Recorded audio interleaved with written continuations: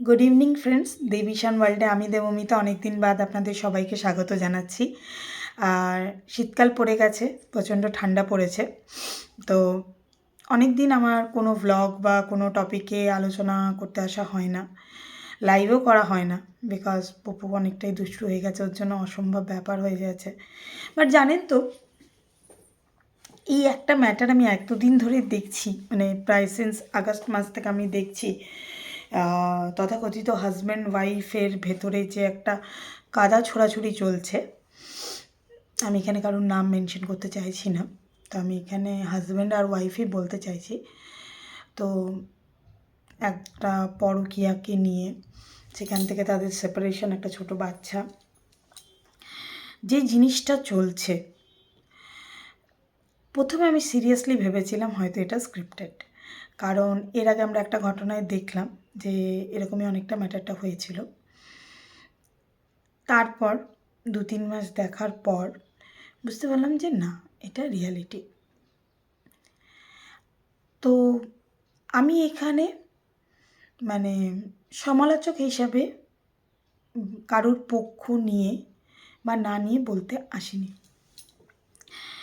অবশ্যই একজন ইউটিউবার হিসাবে, একজন ভিউয়ার্স হিসাবে, এবং সর্বোপরি একজন মানুষ হিসাবে আমার যেটা ঠিক মনে হয়েছে আমি সেটাই বলতে এসেছি। এক্ষেত্রে অনেকে হয়তো বলবেন আমি ভুল, তো আমি তাদেরকে বলবো আমি নিজের দোষ স্বীকার করে প্রথমেই আপনাদের কাছে ক্ষমা চেয়ে নিচ্ছি এবং আমি মেনে নিচ্ছি আমি ভুল। কিন্তু ব্যক্তি স্বাধীনতা হিসাবে, দেশের গণতান্ত্রিক অধিকার হিসাবে নিজের জীবনের ভুল বা ঠিক মতটা বিচার করার অধিকার এই দেশের সংবিধান সেই মানুষটাকেই দিয়েছে। তো আমি নিজের দোষ স্বীকার করে বলতে চাইছি, যদি আপনার মনে হয় আমি ভুল, তো আমি প্রথমে ক্ষমা চেয়ে নিচ্ছি, হয়তো আমি ভুল। যদি আপনাদের মনে হয় ঠিক, তাহলে একটা লাইক দেবেন। আমার মনে হয় যে এই লাইকটা আমার চ্যানেল বা আমার জন্য নয়, এই লাইকটা ওই সত্যিটার জন্য যেটা মনে হয় এই এন্টায়ার কন্ট্রোভার্সিটার মধ্যে, এই এন্টায়ার কন্ট্রোভার্সি যেটা হচ্ছে সেটার মধ্যে কিছু মানুষের একটা পক্ষকে ঠিক মনে হচ্ছে, কিছু মানুষের আরেকটা পক্ষকে ঠিক মনে হচ্ছে, আর কিছু মানুষের সত্যিটাকে ঠিক মনে হচ্ছে। সেই সত্যিটা ঠিক যাদের মনে হচ্ছে তাদের জন্য। তো সেক্ষেত্রে আমি আপনাকে বলি, ম্যাটারটা হয়েছে যে একজন স্বামী, একজন স্ত্রী, তাদের ছোট্ট একটা ছেলেকে নিয়ে একটা সুখের সংসার। জীবনে প্রচণ্ড উত্থান পতন দেখে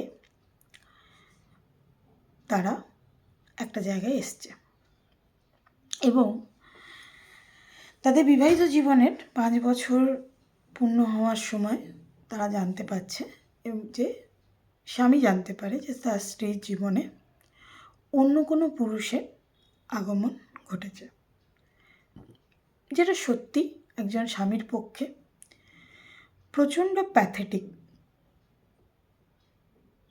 কারণ কাউকে ঠকানোটা অপশন নয়, চয়েস, এটা আমি মানি। এবং নিঃসন্দেহে মেয়েটি, মানে যিনি স্ত্রী, তিনি অত্যন্ত ভুল করেছেন। তার কোনো রকম এটাতে কিন্তু দ্বিমত আমি পোষণ করব না। কিন্তু তার এই ভুলটাকে নিয়ে যারা তাকে চরিত্রহীন তকমা বা তাকে বারবনিতা তকমা দিচ্ছে, তাদেরকে আমি একটা কথা বলতে চাই, যেটা আমার ব্যক্তিগত মতামত। কোনো মানুষ যদি চরিত্রহীন হয়, তাহলে সে তার চরিত্রহীনতা দেখানোর জন্য 5টা বছরও অপেক্ষা করবে না, হয়তো 1 বছর বা 2 বছর বা ম্যাক্সিমাম 3 বছরের মধ্যেই তার চরিত্রহীনতার আমরা পরিচয় পেয়ে যেতাম। যেটা আগের কন্ট্রোভার্সি যে আরেকটা ইউটিউবারের ক্ষেত্রে হয়েছে, তার স্বামী কিন্তু সেখানে বলেছে যে এটা কিন্তু প্রথমবার নয়, এটা কিন্তু রিপিটেড টাইম হয়েছে, কিন্তু যেহেতু আমে দুধে মিশে গেছে তাই এখন তার সব দোষ মাফ। আমার মনে হয় যে এই যে পরকীয়ার ম্যাটারটা ঘটেছে, সেই যে একজন স্বামী আর একজন স্ত্রীর মধ্যে এই যে একটা দেওয়াল হয় ভালোবাসার, সেই ভালোবাসার দেওয়ালটাতে কোথাও কোনো ফাঁক ক্রিয়েট হয়েছে যেখানে সেই তৃতীয় ব্যক্তি প্রবেশ করতে পেরেছে। এখানে যেটা আমার মনে হয়, যিনি স্বামী তিনি হয়তো এই ফাঁকটাকে বা ফাটলটাকে কোনোদিন গুরুত্ব দেয়নি। কারণ আমাদের ইন্ডিয়ান সোসাইটিতে ম্যাক্সিমাম ক্ষেত্রে পুরুষরা মনে করেন যে একবার বিয়ে হয়ে গেলে তার সেই স্ত্রী বা মহিলাটির যাওয়ার কোনো জায়গা নেই। এটাকে আপনারা অস্বীকার করতে পারবেন না। 100টার মধ্যে একটা পুরুষ হয় যে তার স্ত্রীর মনের কষ্টটা বোঝে বা তার স্ত্রী কী চায় সেটা বোঝে। ম্যাক্সিমাম ক্ষেত্রে এটা হয় যে স্বামীরা হয়তো মনে করে যে এই তো এত সুখে রেখে দিয়েছি, কিন্তু সেই সুখটা তো আপনাদের মনে হচ্ছে সেটা সুখ, সামনের ব্যক্তিটা হয়তো সেই সুখ জিনিসটা সুখ নাও হতে পারে। তথাপি আমি এখানে কাউকে দোষারোপ করছি না, আমি শুধু বলছি আপনি হয়তো এই ফাটলটা ইগনোর করে গেছেন। এবং এখানে যে স্ত্রী রয়েছে তার যেটা দোষ হয়েছে তার এই ফাটলটা নিয়ে আলোচনা করা উচিত ছিল, হয়তো সে করেছে, আমি বলছি না সে না করা হয়েছে, কিন্তু যদি তার মনে হয়েছিল যে এই ফাটলটা নিয়ে তার স্বামীর সাথে জীবনে একসাথে থাকাটা সম্ভব নয়, তাহলে তার আলাদা প্রথমে হয়ে যাওয়া উচিত ছিল। কেউ যদি তার বিবাহিত জীবনে সুখী না থাকে, খুশি না থাকে, যারা এই কথাগুলো বলে ছেলেটার মুখ চেয়ে মেনে নাও, আমি সেটা সাপোর্ট করি না। ব্যক্তি স্বাধীনতা, ব্যক্তি সুখ বা আত্মসুখ বলে একটা ব্যাপার হয়। সবার জীবনে খুশি বা সুখী থাকার অধিকার রয়েছে, সেটা কারোর সাথে বা কারুকে ছাড়া। সেটার জন্য একটা তৃতীয় ব্যক্তিকে, আমি যখন একটা সম্পর্কে রয়েছি, যদি আমার সেই সম্পর্কটা মনে হচ্ছে যে সেই সম্পর্কটা ঠিক নয়, তাহলে আমি প্রথমেই সেই সম্পর্কটাকে বেরিয়ে আসার চেষ্টা করব। বা আমার যদি তার প্রতি তৃতীয় ব্যক্তির প্রতি একটা ফিলিংস ক্রিয়েট হয়েছে, তখন আমি প্রথমেই চেষ্টা করব যে আমি আমার সামনের মানুষটাকে জানানো যে না, আমি তোমার সাথে আর থাকতে পারছি না। তার ঘরে থেকে তার পাশে শুয়ে বা তার ঘরে খেয়ে দিয়ে অন্য একজনের সাথে সম্পর্ক রাখাটা অত্যন্ত ভুল কাজ। কিন্তু এখানেও আমার একটা কিন্তু আছে, যে এই ভুলটার জন্য তাকে যেভাবে দোষারোপ করা হচ্ছে,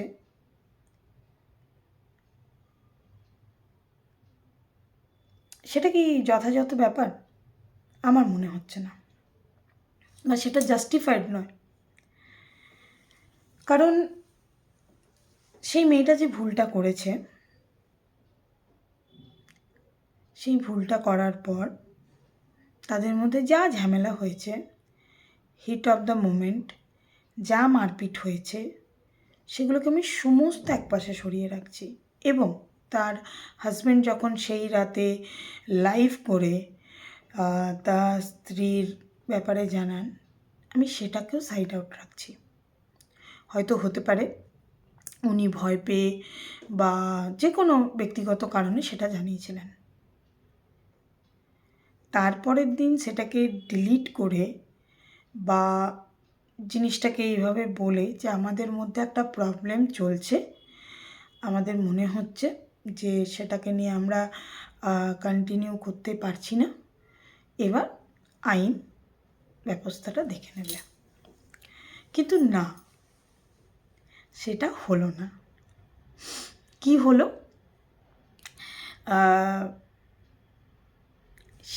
তিনি এই দিক থেকে একটা অধ্যায় খুলছে, সেই দিক থেকে অধ্যায় খুলছে, এ বলছে এ খারাপ, ও বলছে ও খারাপ।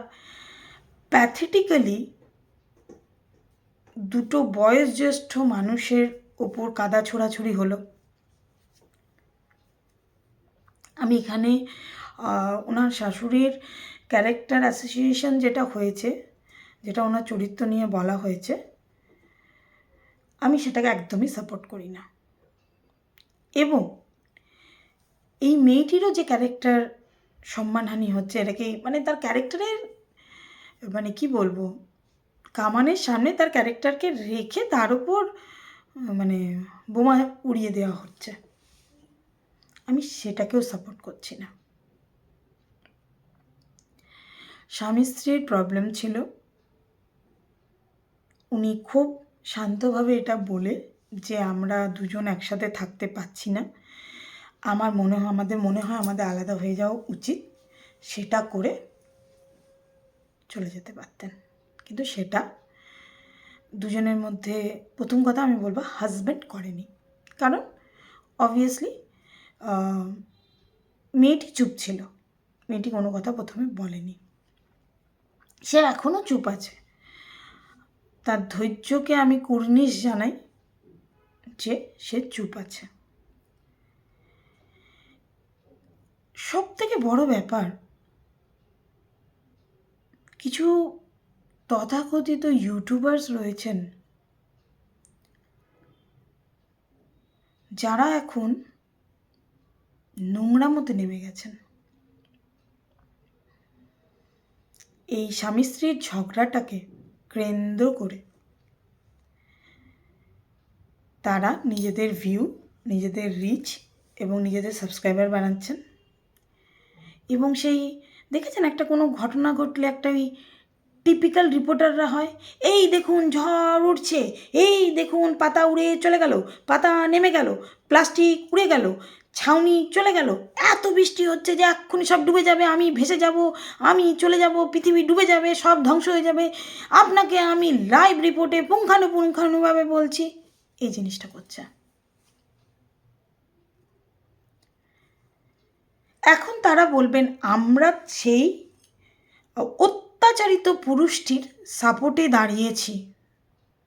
কুর্নিশ আপনাদেরকে, আপনারা সাপোর্টে দাঁড়িয়েছেন। গভর্নমেন্ট থেকে আপনাদের জন্য পদ্মশ্রী পুরস্কার দেওয়া হবে।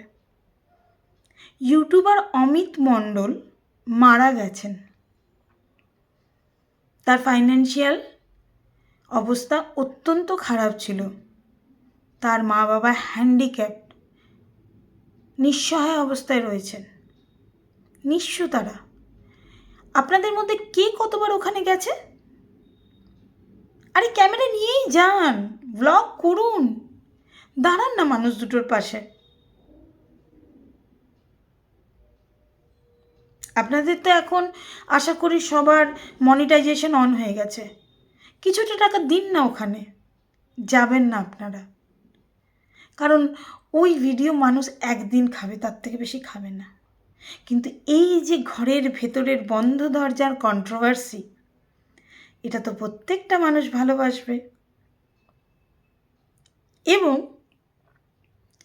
এটাতে যখন আপনারা ক্ষান্ত হলেন না, যে মানুষটা সাথে নেই পাঁচে নেই, সে তার সুদূর প্রবাসী বলতে পারেন,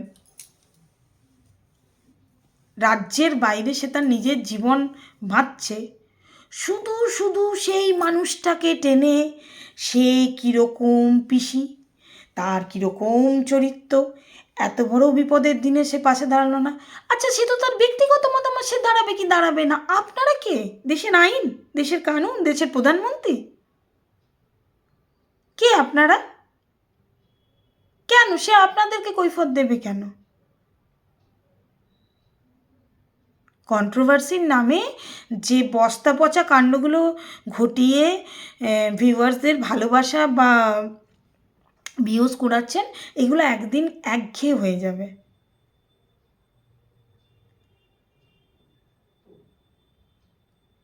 পরকীয়াকে বৈধ বলে, এটা সমাজের কলঙ্ক বলে একটা মেয়ের ওপর যে অত্যাচার করছেন, সেটা অন্যায়।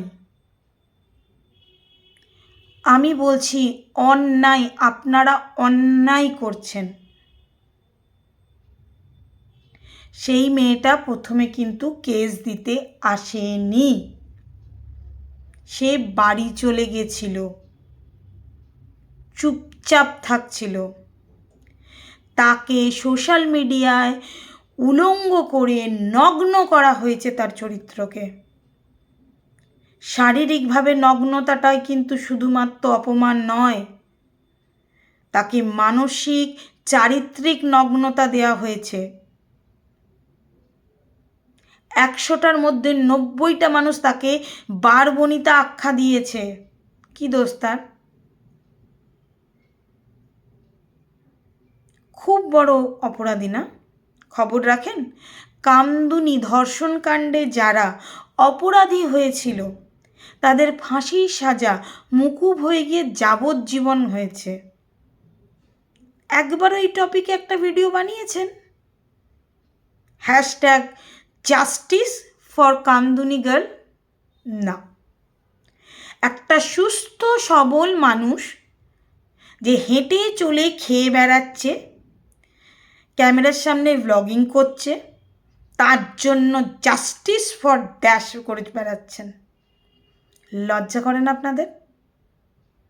এত মনুষ্যত্বহীন আপনারা, এত বিবেকহীন। আজকে এই মেয়েটাকে ধরেছেন, কাল ওয়াইটিতে আরও কাউকে ধরবেন, কারণ আপনাদের নিজস্ব কন্টেন্ট করার তো কিছু নেই আপনাদের যোগ্যতা।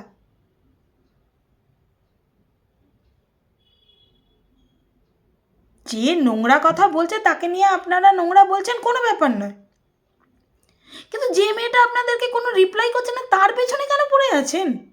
সে আপনাদের কোন পাকা ধানে মই দিয়েছে? কোন পাকা ধানে মই দিয়েছে সে আপনাদের? আপনাদের বাড়িতে পরকীয়া করেছে? আপনাদের ছেলের সাথে পরকীয়া করেছে? আপনার ভাইয়ের সাথে পরকীয়া করেছে? আপনার স্বামীর সাথে পরকীয়া করেছে? পরকীয়া গ্রাউন্ডটা জানেন? পরকীয়া গ্রাউন্ড হচ্ছে, ওর হাজব্যান্ড যদি ওর পরকীয়া প্রুভ করতে পারে, তাহলে উনি without any maintenance, without any alimony okay divorce দিতে পারবেন। দিয়ে দিক না, সেটা তো করলে টাকা আসবে না, সেটা করলে তো টাকা আসবে না।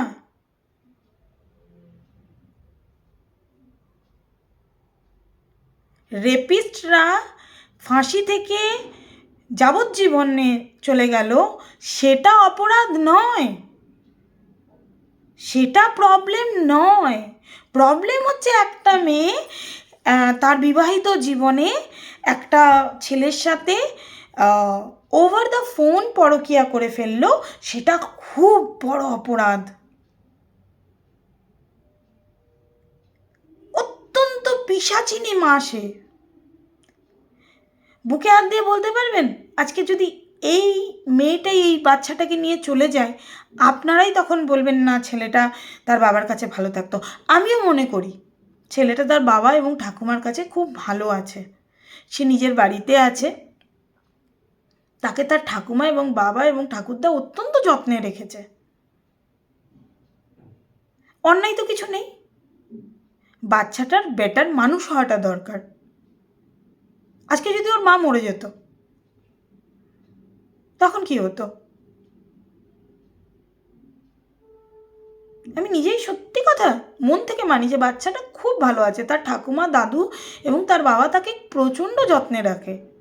সে স্বামী হিসাবে কেমন আমি জানি না, কিন্তু সে বাবা হিসেবে খুবই ভালো। প্রত্যেক মানুষের তার ভালো পজিটিভ এবং নেগেটিভ দিক আছে, কিন্তু আপনারা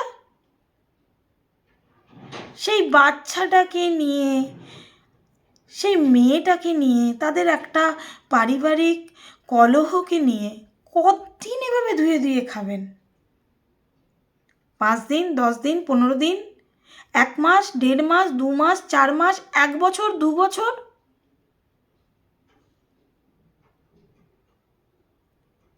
কিন্তু কেন? সেই মেয়েটা আপনাদের কি ক্ষতি করেছে? তার বাবা তার বিয়েতে যে জিনিসগুলো দিয়েছে সে সেগুলো রিকভারি করতে গেছে।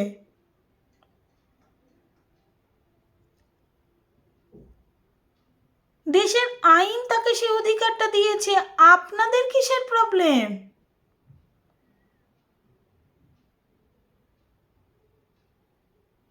সে তার, এবার আপনারা বলবেন তার বাবা তো তার নিজের জামাইকে মারতে গেছিল। আপনি আমাকে একটা কথা বলুন, যদি ওনার মনে হয় ওনার শ্বশুররা প্রথমে এসে জোর জুলুম করছিল, খুব ভালো কথা, যদি জোর জুলুম করে থাকে তাহলে ওনার তখন থেকে ক্যামেরাটা অন করা উচিত ছিল। ভিডিওটা একটু লক্ষ্য করে দেখবেন, পার্টিকুলারলি দুটো মানুষের দ্বন্দ্ব চলছে।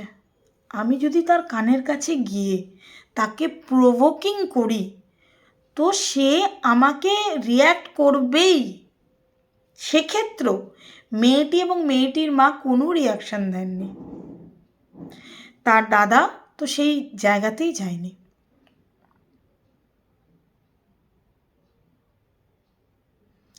তবুও তাদেরকে দায়ী করা হচ্ছে। যাই হোক, এটা এন্টায়ারলি আমার ব্যক্তিগত মতামত ছিল। আমার মনে হয় এই কাদা ছোড়াছুড়িটা বন্ধ হওয়া উচিত। আর আপনাদের কি মতামত সেটা জানাবেন।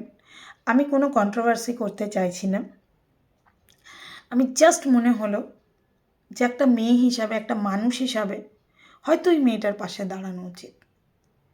অ্যান্ড আমি বলছি, আমি সত্যিই মেয়েটার প্রতি হওয়া এই অন্যায়টাকে মানতে পারছি না। দেবীশান ওয়ার্ল্ডে আজকে দেবমিতা এতটুকুই জানাতে চাইলো, বাকিটা আপনাদের মতামত। ভালো থাকবেন, নমস্কার।